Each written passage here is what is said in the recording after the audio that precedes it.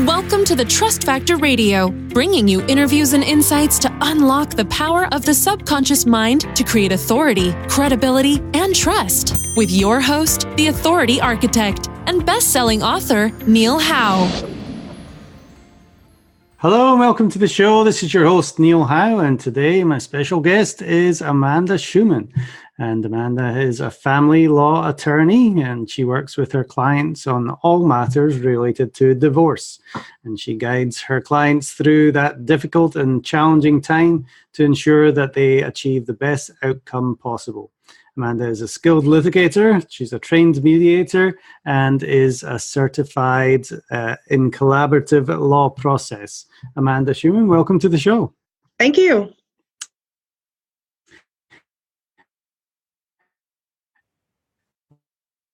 Well, give us a little bit more about your background. Tell us how you got to become a divorce attorney. I did. Right after law school, I was recruited to a nonprofit legal incubator so that I could learn how to be an attorney. There I worked with clients who had any kind of civil legal issue, and the majority of them had family law issues, and that's how I got my start. And I had a knack for it, and I stuck with it. Well, isn't that often the case? So many people just fall into their careers when they see a need and they're able to fill it, which is great. And how long have you been doing family law now? Just over 5 years. Well, congratulations. Now, divorce obviously is one of the main aspects of family law, but what other kinds of cases do you help with? I do a lot with unmarried parents, which the fundamental issues are the same: child support, child custody, parenting plans. And then in terms of other things outside of that, I deal with pre- and post-nuptial agreements, and I do a lot of advising to clients, post-divorce changes to their agreements, enforcement of agreements, that type of thing. And you're in Newton, Massachusetts, is that right? Yeah, it's about 20 minutes outside of Boston. Okay, so how do the divorce laws change from state to state? Is there any difference or advantage of being in Massachusetts? Well, the divorce laws are very different from state to state. Here, first of all the laws are gender neutral. And how much property you get out of your marital state has to do with how long you've been married and how intertwined your finances are. There's no presumption for who gets the kids, but I know that is not the case across the United States. Right. So let's talk about the major problems then. And, we'll talk about divorce mainly, but I think more and more. And let's talk about that a little bit before we get into the divorce. But how many or what percentage of unmarried cases are you dealing with now? So unmarried parents really don't come to me until there's a problem. I'll get on my soapbox just a bit and say that society isn't requiring people to get married these days if they're having kids. Mm-hmm. And so what happens is a couple lives together and they have a kid and everything's fine until the relationship ends. And then that's generally when I get involved. The dynamics are very different with people who have never been married than those who are getting a divorce. But how so? It's interesting. In Massachusetts, the laws on paternity for unmarried parents of children are very different than the laws relating to children who are born to married parents. The law in Massachusetts requires that a father be very proactive to get paternity and legal custody of his child, even if he's on the birth certificate. He has to get a judgment from the court. And the legal standard for shared legal custody for kids born of unmarried parents is very different than those for parents who are married but getting divorced. Well, let's talk about the divorce and what the major problems are. Obviously, if there's children involved, that is one of the major issues that need to be sorted out. And then I guess there's finances too. There sure are finances, yes. We spend a lot of time with our clients dealing with their finances. Oftentimes, it's something simple as teaching them how to budget or what they need each month to run their household because they don't know. Sometimes it's helping them understand how they can get qualified to buy a new property. But we take a very holistic approach with our clients to make them understand their finances before we can even get into the issues relating to support and property division. Well, let's talk about that process, because I know if you're going to sit down and you're going to get a divorce, there's a lot of information that the attorney needs in order to, help you out to make the right decision. Explain what kind of that process looks like to me, Amanda. So in Massachusetts, there are required financial disclosures that you have to make when you're getting divorced. What it boils down to essentially is 3 years of tax records and bank statements and any loan applications and all sorts of things. And you go back 3 years to get a financial overview of your marriage. That's required. You do it within the first 45 to 60 days of divorce. And that's the list that we start our clients out with. We say, all right, this is your homework. Take it, gather up all these documents. We also give them a budget worksheet that they should fill out to tell us what their current expenses are, and that helps figure out what their need is. But they need to be familiar with what they have coming in and what they have going out. Mm-hmm. Well, let's talk about the cases where there are children, and we'll get back into the finances in a moment. What considerations does a judge or an attorney look for when children are involved? So when kids are involved, the legal standard is that any decision must be made in the child's best interest. But of course, what that is extremely subjective. So it's very squishy. So we're going to look at things like who has been the primary caretaker, who gets the kids up for school, who makes breakfast, who does laundry, who takes the kids to sports practice and dance lessons and, everything else. One very common phenomenon is that there tends to be one parent who does more than the other in terms of the child raising, and that's pretty common. But then what happens when the couple is getting divorced is the other parent, who's never done anything in their 15-year marriage, suddenly wants to be super parent, and they start insisting on absolutely equal time with their kids, and they want to have, equal responsibility and equal time, and they don't understand why the other parent is suddenly very offended by that. Why are they offended by that?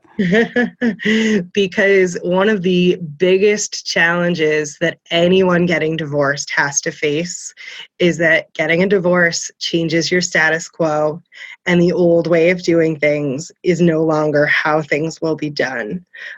So to be gender specific, just because it's always been mom who gets up and braids the hair, and kids can't spend time with dad during the week because dad doesn't do the hair, well, dad has to learn to do the hair. That's a very frequent argument. Yeah, there's a lot of changes, and it does affect everybody involved. Obviously, the kids didn't make this choice, but it affects the adults just the same. There's lots of new skills to learn and new responsibilities that they might not think about before deciding to get a divorce.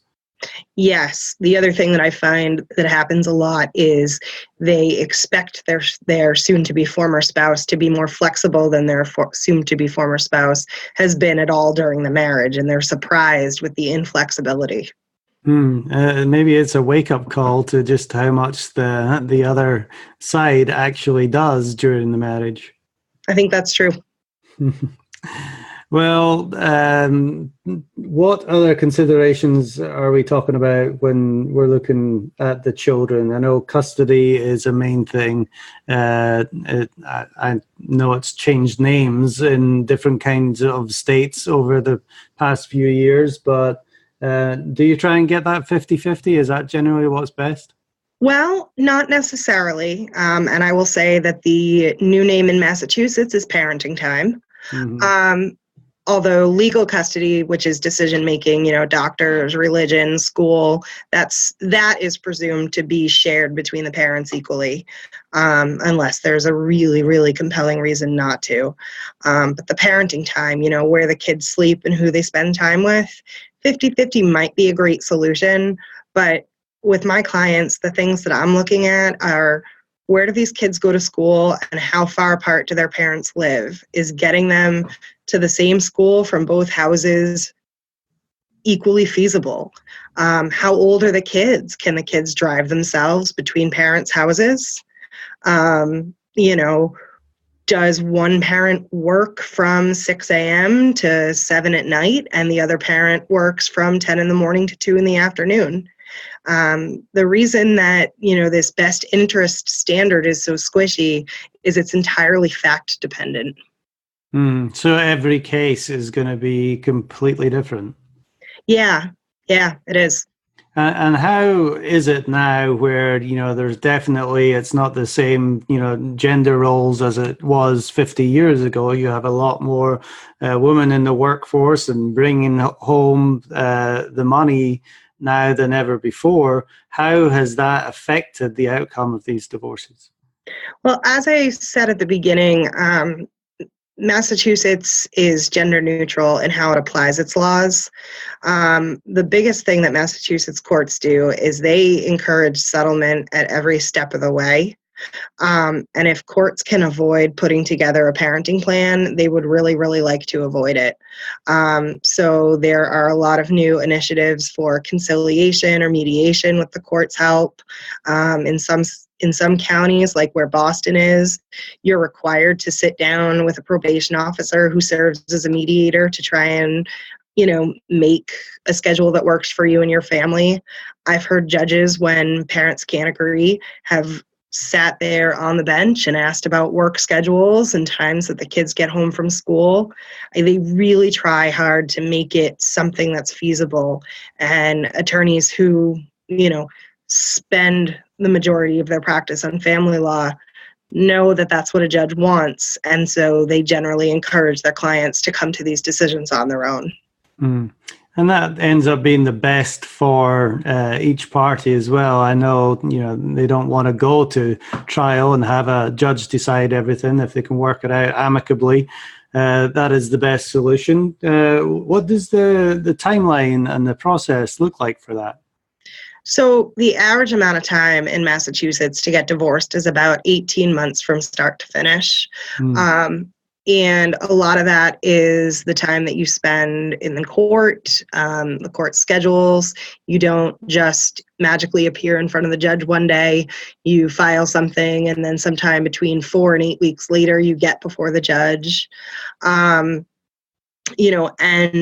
a lot of couples are now trying things like mediation, which can sometimes speed up the process a little bit, but 18 months is a good estimate. And is that for an amicable case? Are contested cases longer? So no, that 18 months is about average, regardless of which path you go on. The court keeps a relatively short timeline on a case that's going to go to trial. So they want a judgment to issue within that 18-month or so time frame. I've seen some cases take 4 years to get resolved, and that was all amicable. And I've seen some cases get done, in 2 or 3 months with them fighting the whole way through. Wow. So it really does just depend on, try and get somewhere near that average. Yeah. All right. Let's talk about the assets or debts even. What do you look at when considering those? So the first thing we want to do is we want to know what is in what we call the marital estate. And again, I just want to preface this and say that Massachusetts is different than many other states in how we deal with asset division. And I'm saying asset or property division, and debt is included in that because you own debt just like you own property. And so the things that we're going to look at is, the first thing is, the longer the marriage, the more intertwined your finances, and the more assumed it is that it will be an equal 50-50 split. Massachusetts is what we call an equitable division state. So that means that your property needs to be divided equitably, which means fairly, but does not necessarily mean equally down to the penny. We're going to look at who's taking what, assuming for the sake of argument, it's a long-term marriage and, all else being equal, we assume it's going to be 50-50, but we're going to look at factors like who contributed what, not in terms of whose money is whose, but did both partners contribute to the partnership of the marriage relatively equally. Maybe one person stayed home with the children and one person brought in all the money, but those are still equal contributions. We're going to look at conduct during the marriage, and that means, are they doing things, again, in support of this marital partnership, or is one partner gambling, or do they suffer from addiction? Are they dissipating assets in another way, maybe to a outside relationship? Can the partners support themselves without, money from the marital estate? Does one partner have a lot of family money? There's a whole list of factors that the court will consider. Yeah, that's always going to be a struggle. And, there's a lot of misinformation probably and misconceptions about getting the divorce and, alimony. I believe that's changed names as well. We're used to these terms, but, keep changing them. But, is that something that is still thought, that, the wife is going to get a big chunk of money from, the husband, and the husband isn't going to be able to afford to live anymore? Well, in Massachusetts, we underwent what we call the Alimony Reform Act back in 2012, which set a very deliberate time frame attached to alimony. Again, it goes back to the longer you're married, the more intertwined your finances and the more reliant you are on support. There are definitely those couples where one person would like to have a lot of support, but there are some guidelines as to alimony support in Massachusetts. The way we typically calculate it is that the person receiving support is entitled to 30 to 35% of the difference in the two parties' incomes. However, with the new tax code and the alimony deduction being eliminated, I think that percentage, we're starting to fiddle around with it a little bit more, and it's a lower percentage so that the person who is receiving it, doesn't get money that they wouldn't have necessarily had 6 months ago because of the tax benefits. Mm-hmm.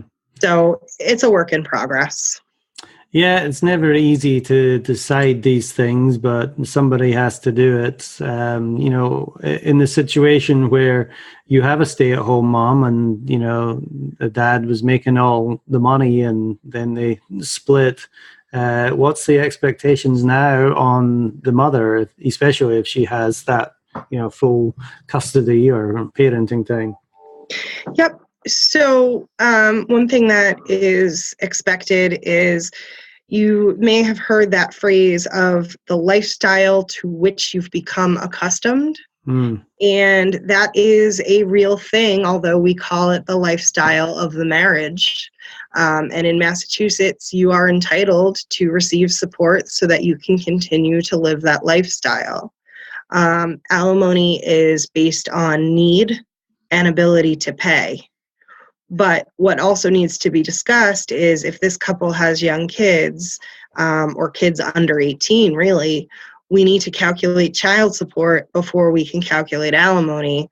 And child support, there are no tax consequences for. It's taxable income to the person who pays it, and it is tax-free to the person who receives it. And Massachusetts calculates child support on the first $250,000 of combined income for the family, for the parents. So in the case that you're suggesting where, there's young kids and mom has stayed home and dad makes a lot of money, dad's going to pay child support first, and then alimony is going to be calculated with any money that's left over. Very. There's obviously emotional things to consider here. What are the emotions that people go through when they're trying to get a divorce? They say that the three toughest things that can happen to a person in their lifetime are moving, divorce, and death of a loved one. And what I tell my clients very often is that divorce hits all three of those things. You're getting divorced. Divorce almost always involves a move. And that loved one that's dying is generally your marriage. And so when there's death, there's those stages of grief, and clients go through all of them. And what's the outcome of all this? What's the recovery time, or, why would people get divorced if they have to go through all of this? Because there's no way out but through. Mm-hmm. Yeah, well, that's a good answer. So what kind of fears do people have that might stop them from taking action a little bit sooner? The uncertainty of what's going to happen. Can they make it on their own? Is it something that they can do? The devil you know is better than the devil you don't, sometimes, to some. And so usually it's uncertainty. Yeah, that's definitely a big problem. Now, I know the divorce rate is, somewhere between 50 and 60%, different figures, but there's probably a lot of other people that are, still in bad marriages. What would you say to them before making any kind of decisions? I would say that marriage and divorce are two sides of a legal relationship. Getting divorced from your partner does not define your actual relationship with your partner. It just defines the legal relationship. And with any relationship, you can control your own actions, but you cannot control the other person's actions.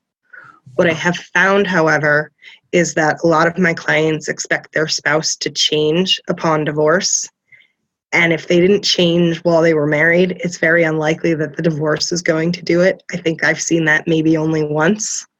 And so, you really have to decide, can I continue to be married to this person with whom I'm unhappy? Or do I need to change my perspective and have them be my co-parent and start looking for a new partner?